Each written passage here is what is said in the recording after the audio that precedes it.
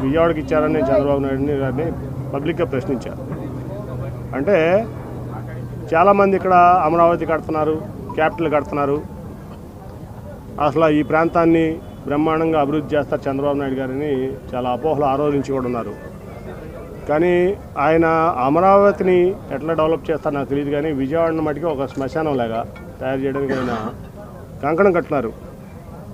ఆయన ఒక old city Charminar లాగా విజయవాడని తయారు చేయాలని ఆయన యొక్క లక్ష్యం. ఎందుకో కానీ నాకు తెలియదు, విజయవాడ అంటే ఆయనకి చాలా చిన్నచూపు మొదటి నుంచి కూడా. ఇక్కడ ప్రజలన్నా విజయవాడ అన్నా ఆయన చాలా చిన్నచూపు. ఎప్పుడో ఆయన రైల్వే స్టేషన్లో ఎవరో ట్యాక్సీ డ్రైవర్లో ఎవరో అవమానపరిచారంట. ఎప్పుడు ఆయన కెరీర్ రాజకీయ జీవితంలో కొత్తగా అదే చెప్తాడు మాకు ఎప్పుడు చెప్పిన ఆయన. ఈ విజయవాడ అంటే ఆయన చాలా చిన్నచూపు.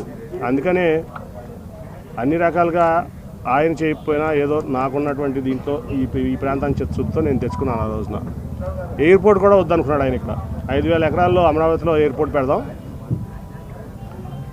ఈ ఎయిర్పోర్ట్ వద్దనుకుంటే ఆ రోజు వెంకయ్యనాయుడు గారు నేను చాలా అడ్డం తిరిగే దాని మీద.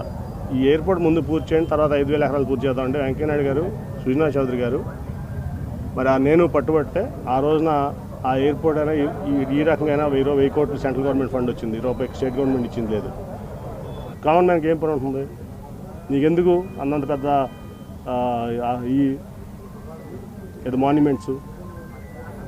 కాబట్టి ఆయన ఈ ప్రాంతానికి ద్రోహి, ఖచ్చితంగా ద్రోహి. ఆయన ఎజెండా ఏం లేదు. ఖచ్చితంగా లోకేష్ను ముఖ్యమంత్రి చేయడం ఆయన ఎజెండా. దానికోసం పవన్ కళ్యాణ్ గారినైనా రేపు మోసం చేస్తారు, దాంట్లో ఎటువంటి డౌట్ లేదు.